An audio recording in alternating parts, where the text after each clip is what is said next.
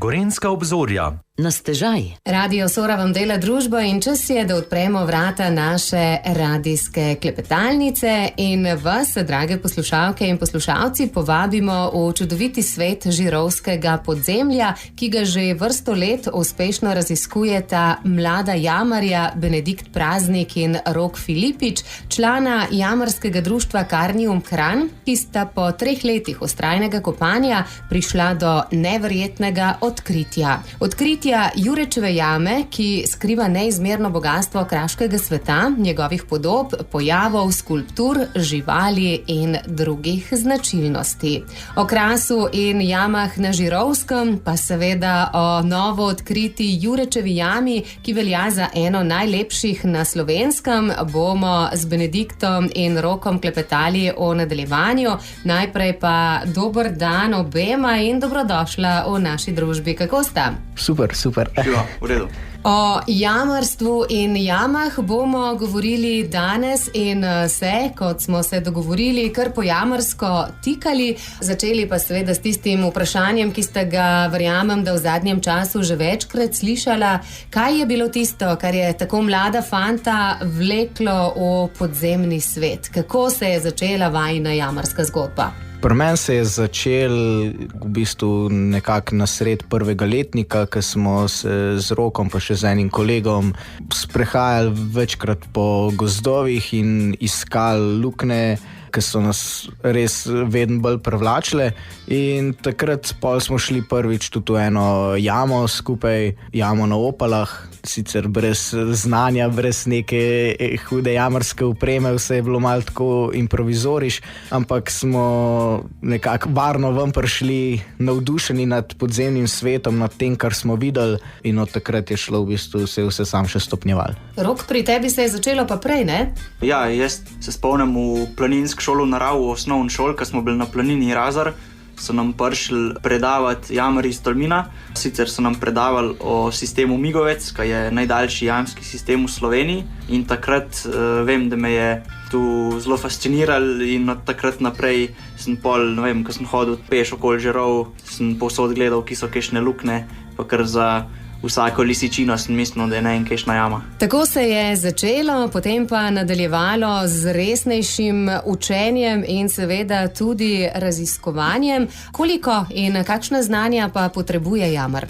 Ja, jamar more poznati vrno tehniko, more znati, kako se jame opremlja, kako se jame mer, kako se jame riše. Znati mora prvo pomoč, če pride, boh ne dej, do česa tudi v jami.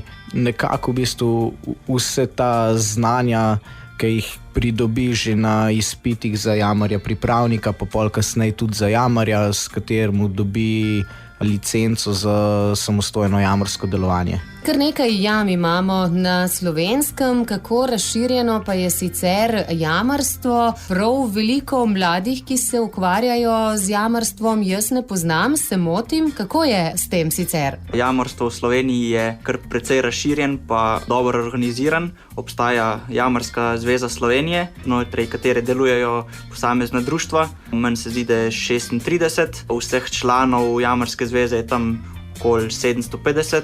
Vseh jam v Sloveniji do zdaj je registriranih tam okoli 16 000. Se pa vsak let registrira tudi nekih 200-300 novih jam. In med temi zadnjimi je zagotovo tudi žirovska Jurečeva jama, ki jemlje dih vsaj po fotografijah in po zgodbah tistih, ki so jo imeli priložnost videti v živo. Zdaj, tale naš konec ni ravno tipično kraški, pa vendarle čisto brez jam pa na Žirovskem nismo. Kar nekaj ste jih našli, odkrili in tudi že raziskali. Ja, v občini Žiri je sicer po katastru jam 21 jam, nekako ne v občini, ampak v okolici bi bil pa sigurno za omeniti še jamo na Svetih treh kraljih, potem recimo Matjaževe kamre, ko so marskomu poznane tam domačinu, pa mogoče Prekovo jamo, ki je tudi dobila leta 2014 nagrado za najboljši jamarski dosežek leta, pa potem, ne vem, mogoče še jama v Gradu v Osojnici, ki je znana po svojih sifonih, v katerih so se tudi že potapljali.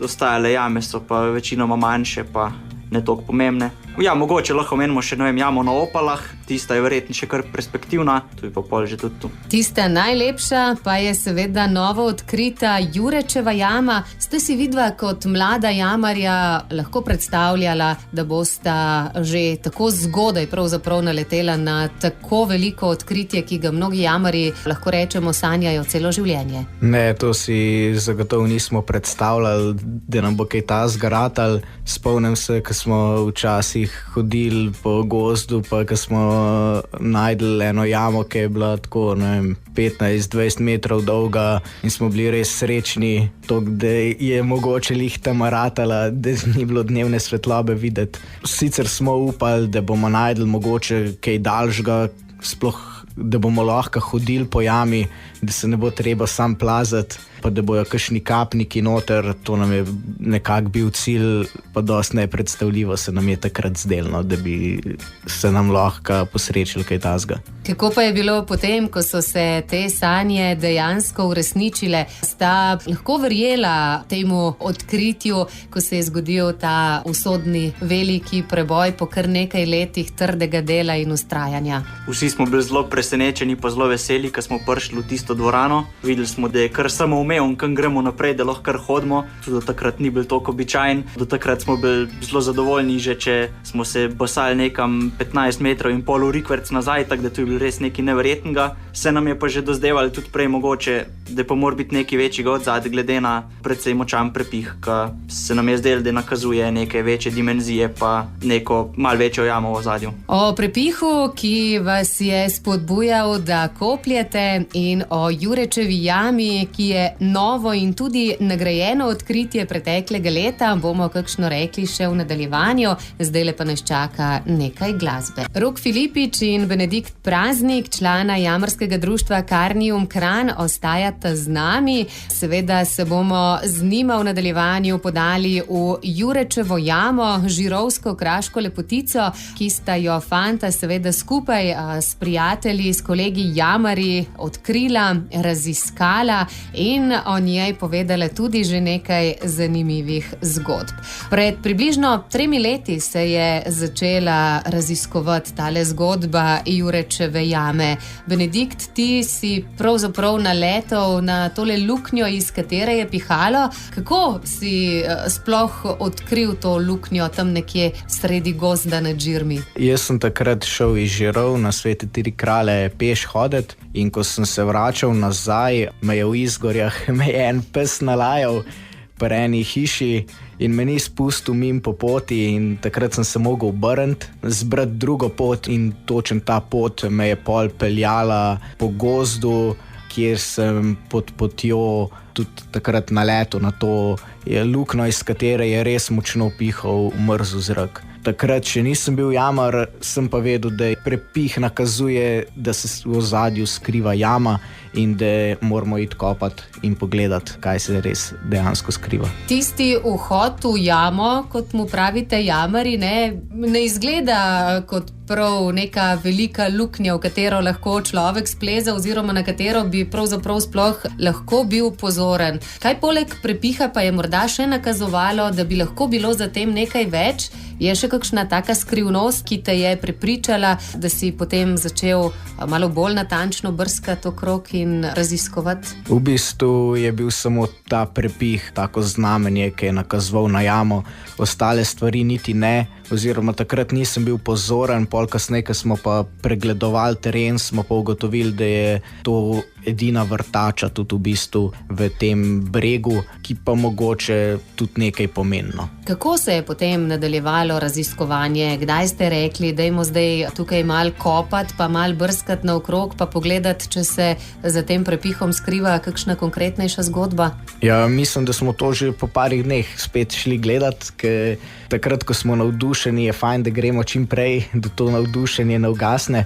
In ja, že dokaj hitro se nam je pol ratalo prekopati to začetno vhodno užino, da smo prišli v prvo tako manjšo dvoranico, kjer se nam je sicer spet zaprlo. Smo pa tam na steni tudi opazili take karfjolce, rečemo jamari, jamske tvorbe, ki nakazujejo, da je tukaj stalen prepih. kar pač pomeni, da jama gre tam naprej. Prva dvorana, druga dvorana, zasuta z vseh strani, ampak prepih je še vedno vlekel, ne? Vas pa je tudi vleklo naprej, celo tako zelo, da ste s kolesom iz Žirov kolesarili do Izgorij z vso opremo, kar niti ni tako zelo blizu, ne? Ja, to je bil kar daleč, sploh pa polet, ki je bil zelo vroče zunaj, ampak ja, za jamo smo naredili vse.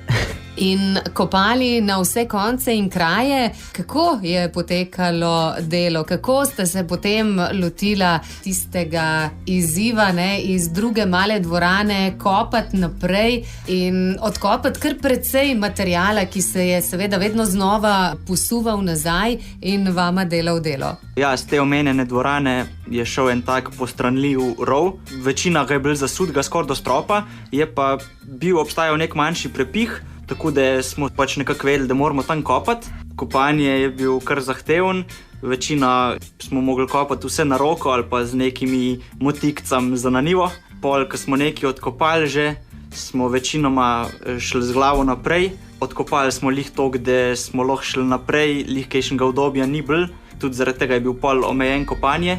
Je pa tu bil kar zanimiv, glede na to, da je rov pod precejšnjim naklonom in kerkrat tudi sam recimo nisem mogel ven nazaj, da je mogel ta drug za noge vam potegniti pa tako. Ste kopali leže, obrnjeni na glavo, pravzaprav v vseh položajih, ki si jih človek verjetno niti ne predstavlja? Ja, večinakrat na glavo navzdol, pol kerkrat z nogam naprej. Če je bil slučajno toliko placa, da si se lahko pol sklonil do svojih nog, da si lahko pol kopal. Drugače pa največkrat na glavo, pa na boku, pa v glavnem tako, da si sploh lahko roke premaknil, pa da si lahko kakšno večjo skalo sploh prestavil. Kakšnega fitnesa verjetno po tem kopanju niste potrebovala? Ne, je bil že tisto, kar dosti je te kerkrat pol kar precej bolelo vse. Ampak vztrajnost se je izplačala. Mimogrede, koliko materiala ste v tem času preložili, prekopali, nekaterega tudi večkrat ne, ker se je posuval? Po moje smo kar ene par kubikov materijala dali stran, kasneje smo pol še več, ko se je ta ožina prekopala, da smo to malo poširili, da je zdaj dosti lažje pa bolj udobno napredovati v te globje dele jame. Zdaj samo odkopavanje ni teklo najbolj gladko. Ste se vmes kaj spraševali, zakaj nam je tega treba, se sploh splača vztrajati, kaj pa, če ta prepih pravzaprav ne prinaša ničesar novega? Kako ste se, ne vem, spodbujali tudi v tistih trenutkih, ko bi najraje vse skupaj pospravili pa šli domov? Ja, je kar ene parkrat se pojavilo to vprašanje, če je še smiselno kopati. Vsakič je pol kakšen drug dal pobudo, pa gremo spet. Začeli smo delati škarpe noter, lesene zidove, s katerimi smo malo omejili to kamenje, ki se je posuvalo. Vse pa ja, pol proti koncu, enkrat malo bolj vse nam zasul, pa smo pol malo obupali, smo rekli, dajmo malo na pauzo jamo, se posvetiti kakšnim drugim jamam, malo drugam hoditi. Je bila pa še zmeri nekje v ozadju kot nek projekt za prihodnost. Tako nekaj mesecev je sicer počivala, potem pa ste spet zavihali rokave in stopili v akcijo. Koliko jamarjev je sodelovalo pri odkrivanju Jurečeve jame? Ja, do takrat, ko smo kopali, se pravi sam vhod pa pol, tist tobogan, kad mi rečemo, tist strm rov navzdol, sva ponovadi bila 2 ali pa 3, enih parih je prišel še sam enkrat ali pa 2krat pomagati. Pol, ko je bila pa tista prebojna akcija, smo bili 4, zraven naj še Tobija pa Matevž. Smo se pa takrat, se mi zdi, da ker nas je bilo več, smo si lahko prvošili tudi nekako boljšo organizacijo kopanja. En je bil čist spodaj, tam je bil podor in je kopal material, ga je podajal naslednjemu, tist ga je dal v tako kanto, smo imeli 25-litrsko kanto, ki smo jo na pol prerezali, smo jo prevezali na štrik in pol ostale 2 sta vlekla tist material po rovu gor in ga pač usula v dvorano in pol je en šel iskati tisto kanto nazaj v dvorano, jo nesel nazaj po rovu dol in pol smo na tak način kar ene par ur kopali, na kar je Matevž rekel, da se mu zdi, da se odpira nek prostor, da se sliši, da se kamni valijo v eno dvorano, se je zbasal skozi tisto ožinco, pol je nas počakal, da so šla midva naprej in pol se nam je odprla ta dvorana in naprej velike dimenzije in rovi. O njih bomo kakšno več povedali o nadaljevanju, zato ostanite v naši družbi. Sorina radijska klepetalnica na stežaj. Do velikega preboja v Jurečevi jami, ki se je zgodil 21. marca lansko leto, smo prišli o današnji radijski klepetalnici skupaj z našima gostoma, jamarjema Benediktom Praznikom in Rokom Filipičem. 21. marec lansko leto je zagotovo dan, ki je posebej zapisan v vajin spomin. Kako veseli ste bili vsi štirje tega težko pričakovanega preboja, prihoda v novo, večjo jamo, ki se vam je odprla in skupaj z njo en tak, lahko rečemo, velik jamski kompleks o žirovskih tleh? Mislim, da smo bili vsi zelo navdušeni, noben tega veselja ni skrival. Res, sam zleteli smo po jami, vriskali, tekli, raziskovali prav vsako lukenco, se spomnim, smo tam pogledali, če gre slučajno jama tam naprej tudi, ker do takrat res nismo bili navajeni, da bi se nam toliko odprli naenkrat. Je pa to res vsaj meni osebno noro dober občutek, ko veš, da si nekje, ko ni bil še nihče. Ko odkrivaš dimenzije, svet, ki ga ni videl še nobeden, te navdaja z nekim zadovoljstvom, navdušenjem, tudi adrenalin je malo prisoten. So bili vredni vsi tisti dnevi, ko ste kopali, pa se ni premaknilo, pa se je posuvalo, pa ste čakali na tole veliko odkritje. Rok, kako je bilo s tabo? Kakšni so bili tvoji prvi občutki, ko si videl, kaj ste pravzaprav odkrili? Ja, meni se je zdelo res fascinanten. Pa predvsem tu se mi je zdel dober, ko je bil precej očiten, kam gre rav naprej. Ponovadi smo mogli skozi gledati, a bi zdaj kopali tisto luknjico bolj na levo ali tisto na desen. Takrat je bil pa res očitno, kam moramo in je bil definitivno ves trud poplačan. Se mi zdi, da če bi bila sam tista dvorana, ki se nam je tam odprla, če bi bil sam tu od jame, bi bili že zadovoljni. Ampak je bilo še veliko več. Kako ste potem odkrivali rove, nove prostore? Kar nekaj, čez 5 kilometrov rovov se je do zdaj nabralo. Dokaj hitro smo se pol organizirali, povabili, poklicali tudi druge jamarje, nabralo opremo na društvu. Za te projekte je bilo potreben kar veliko nekega štrika, sidrišč, tudi mašine za opremljanje. In ja, pol se je počasi začel. Najprej smo šli v te nižje dele jame, kjer smo, mislim, da v enem, 2 tednih odkrili skoraj 500 metrov novih rovov. Takrat nam je to bilo nepredstavljivo, pa zmer, ko smo ven prišli, smo tako z dobrimi novicami ven hodili, zmer se je odkrili par 100 metrov novih delov, pa zmeraj smo imeli še 3-4 vprašaje, kamor moramo naslednjič pogledati. Tu je bilo res noro, vsakič, ko smo šli noter, ko smo prišli domov, vem, da so me doma vprašali in kak je bil kaj novega. Veš, par novih 100 metrov smo najdli in pol, ko smo naslednjič prišla, recimo domov, je bil spet isto. Pol kjerkrat, še pol kilometra novega, recimo, kar tak nenavaden občutek, zelo dober. Eni nam tudi malo niso verjeli, ampak pol, ko se je zmerili, so verjeli. Ja. Koliko je trenutno izmerjenih rovov in koliko rezerve mislite, da Jurečeva jama še ima na tem področju? Ja, zdaj je izmerjenih 5113 metrov dolžine, pa nekako 166 metrov globine. Moram reči, da nadaljevanja so še, neizmerjeni rovi so. Sploh zdaj čisto sveže novice iz jame so te, da se nam je to nedelo ratal prekopati čez eno ožino in smo spet 300 metrov novih rovov odkrili, ki pa se še ne končajo. Tako da, koliko je dolga jama, koliko še nekako skriva za sabo, težko rečem, ki nas zmer znova kaj preseneti. Ja, gre za eno tako zanimivo zgodbo, ki jo na žirovskem koncu morda ne bi ravno pričakoval. To ni čisto tipičen kras. Ja, tako recimo neke te vse najdaljše jame v Sloveniji so na tistih mestih, ki jih pričakujemo. Se pravi, tam so res čisti apnenci in take dolge jame niso bi rekel, toliko nepredvidljive. V našem koncu je pa jama s tako dolžino, bi rekel, kar nepričakovana in kar fenomen, verjetno. Kaj so ob vajnem odkritju rekli kolegi o jamarskem društvu Carnium Kranj? Kako ponosni so bili na vaju, na vajno vztrajnost in vajno delo? V društvu so bili zelo ponosni, sploh zato, ker društvo še nima toliko dolge jame, niti toliko globoke, mislim, da ne. Zmer so naju podpirali z opremo, zmer so nama stali ob strani, kadarkoli sva nucala tudi kakšno podporo v smislu moštva, so prišli zraven, pomagali kopati, pomagali raziskovati. Naučili so me meriti, naučili so me risati načrt, tako da gre res ena velika zahvala društvu, ker nama je v bistvu toliko stalo ob strani, da je bilo to sploh možen. Kakšen je bil občutek peljati društvene kolege jamarje v Žirovsko podzemlje?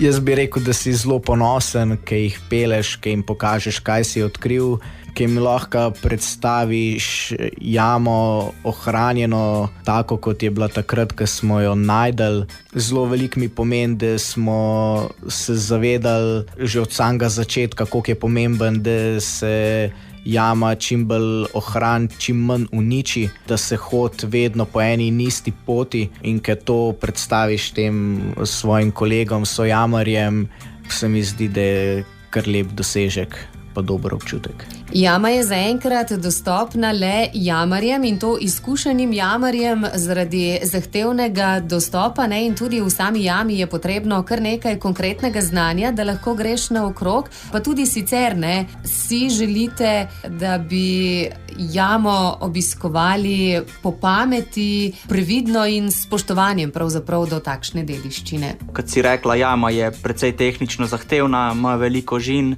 številne stopne, po katerih je treba obvladati varno tehniko. Je tudi veliko razpoti križišč, na katerih moraš vedeti, kam greš, če ne se ni tako težko zgubiti. Bi pa zelo radi, da ne bi hodili ljudje na svojo pest noter, veliko zaradi tega, ker sem rekel, da se jama ohrani, da se kdo ne zgubi, boh ne da se komu kaj ne naredi. Kakšne jamarje pa z veseljem peljemo noter pogledati. Lepote same jame, ki velja za eno najlepših v Sloveniji, pa boste jamarji, kot pravite, z veseljem pokazali tudi na kakšni fotografiji. Več o samih jamskih tvorbah in boganstvu, ki se skriva v Žirovskem podzemlju, pa po glasbi. Sorina radijska klepetalnica na stežaj. Z Rokom Filipičem in Benediktom Praznikom klepetamo na valovih Radia Sora. Še nekaj minut ostajamo v Jurečevi jami, ki, kot sem danes že nekajkrat povedala, velja za eno najlepših slovenskih jam, kar dokazujejo tudi fotografije. Kako lepa, kako bogata pa je Jurečeva jama, čisto po tisti jamarski plati, naj si bo z jamskimi tvorbami, živalmi, vodo in samo jamsko podobo. Kot prvo bi se rad zahvalil Mateju Zalokarju pa Petru Gedeju, ki sta bila fotografa, ki sta šla z nami v jamo in res naredila čudovite posnetke, čudovite fotografije, ki smo jih lahko pokazali tudi širši javnosti že. Ja, in na teh fotografijah se res lepo vidi kapniško okrasje, ki ga v jami res ni malo. V njej smo v bistvu najdeli skoraj vse, kar obstaja. Dobili smo aragonitne ježke, zelo redke jamske tvorbe, prav tako smo dobili jamske bisere, ki so tudi dosti redka zadeva. Prišli smo do nekih ogromnih dvoran, do razgibanih rovov, vodnih rovov, do jezerc, tudi do sifonov. Slapov. Tako da je res zelo razgibana jama in bogata, ki je na fotografijah zelo lepo prikazana. Kljub krasnim fotografijam pa si tisti, ki v jami nismo bili, težko predstavljamo, koliko in kakšno bogastvo pravzaprav lahko vidimo v Žirovskem podzemlju, v Jurečevi jami. Če naredimo morda eno tako primerjavo z nam vsem poznano Postojnsko jamo, Škocjanskimi jamami, je kakšna podobnost, da si morda lažje predstavljamo vse skupaj? Najprej bi tu rekel, da te bolj poznane jame, turistične jame, so definitivno daljše, večje, višje, dvorane so precej večje, tudi dimenzije kapnikov, čeprav so v tej jam lepi pa veliki kapniki, so tam dimenzije tistih kapnikov še precej večje. Tudi recimo, če gledamo samo velikost reke Pivke, naprimer, ki je naredila Postojnsko jamo, se tu ne more primerjati, naprimer, s to jamo, po kateri teče en majhen potoček. Je pa bogata, kot smo že slišali, in polna takšnega okrasja, ki vzame dih, pa ne nazadnje tudi življenja, ne? V sami jami ste odkrili tudi nekaj jamskih živali, polh vam je delal družbo, pa še kaj bi se našlo? Ja, zelo zanimiv mi je bilo, ker smo približno 700 metrov v jami videli polha, ki je tekel med kapniki. Takrat nas je zelo presenetil. Ne vem, kdo je bil bolj presenečen. Sploh zdaj v zimskem času je bilo zelo veliko netopirjev noter na stropih malih podkovnjakov. Najdli smo kar nekaj jamskih mokric, to so taki rakci, tudi nekaj pajkcev, nekaterim živalim ne znamo jih določiti vrste. Tudi opazili smo ribe v enih sifonih, ki so mogle priti sore, predvidevamo. Tako da jama je kar živalsko bogata. Smo pa zdaj nazadnje tudi na vhodu opazili jazbeca. Tako da očitno bomo zdaj vsakič, ko pridemo do jame in ko bomo hoteli tu mogli tudi malo pogledati, če nas kdo čaka direkt za vhodom. Tako, če imate kakšnega novega prebivalca. Zdaj, če gremo malo po sami jami, kateri je vajin najljubši kotiček, vajina najljubša zgodba iz jame? Mogoče je nekako moj najljubši del jame ena dvorana, ki je po tleh čist zasigana, tla so čist gladka, taka svetleča, zgleda, kot da bi cel pod nekako z epoksijem polil. Tu recimo pa kakšni deli, v katerih se lep vidijo neka različna zaporedja sedimentnih kamnin. To je ta ljubezen do geologije, ne? Ja, poklicna deformacija.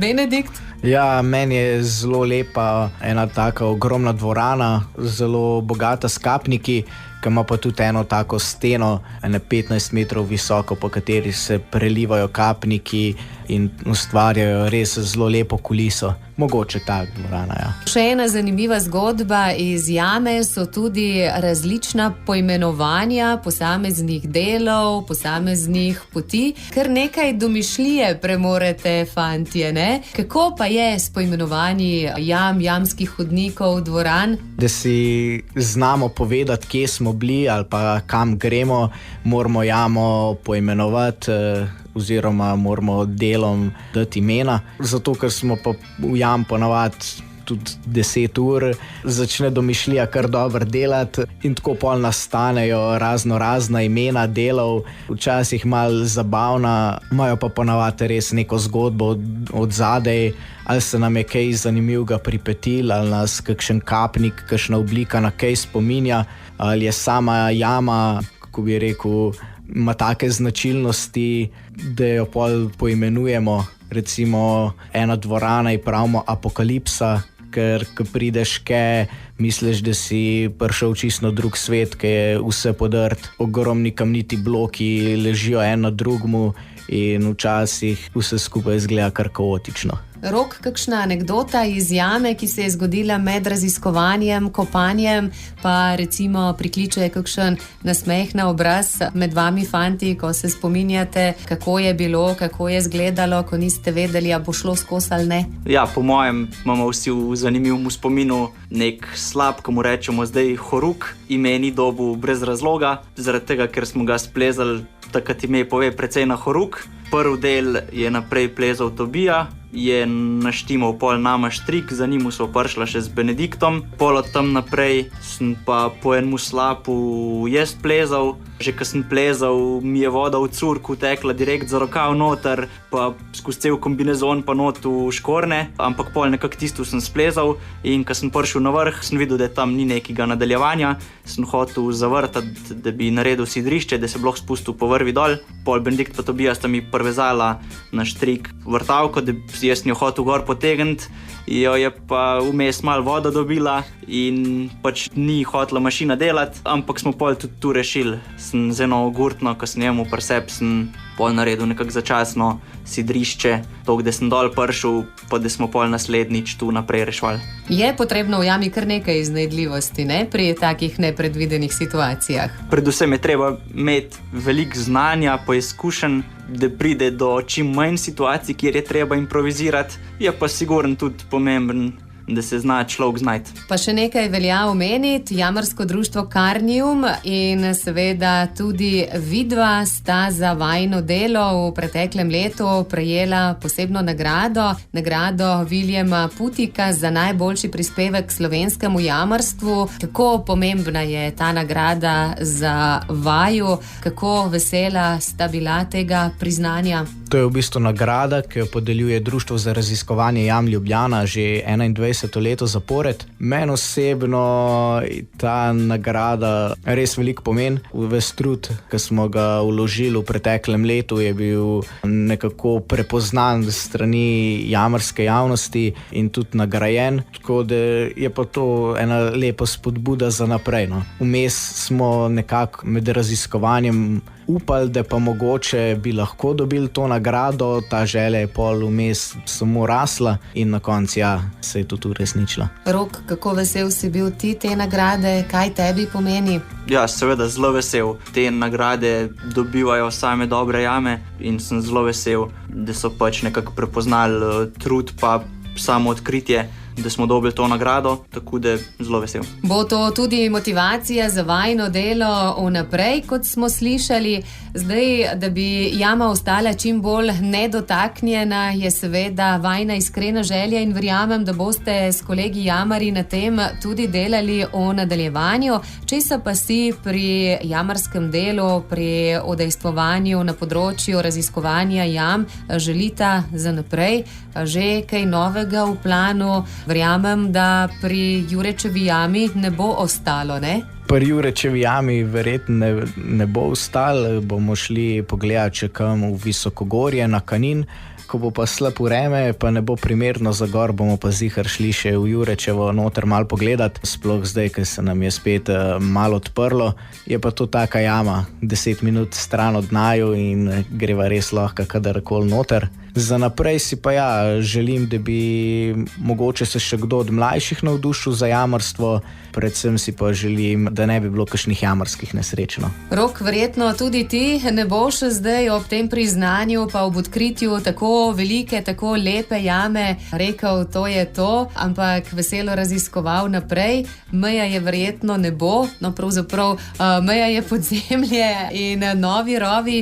Česa si ti želiš, kaj tebe čaka? Že kakšen projekt v glavi? Ne vem, recimo okoli Žirov imamo nagledanih še kar enih par lukenj, tudi recimo 14 dni nazaj, ko smo šla peš hoditi, sva dobila eno zanimivo luknjo, tako da teh stvari je še kar precej, je treba jih iti še pogledati, pa seveda tudi še druge jame v drugih delih Slovenije, pa seveda še v Jurečevo jamo iti probati, še kaj novega najditi, ker mislim, da je še potencial. Mi bomo z velikim veseljem spremljali vajino delo in nova odkritja, ter z veseljem slišali še kakšno zgodbo iz našega žirovskega, širše slovenskega in tudi svetovnega podzemlja, ki ga boste raziskovala. Za danes pa hvala lepa za tale klepet, vse dobro želim in verjamem, da še kdaj na druženje pred našim mikrofonom. Srečno! Hvala.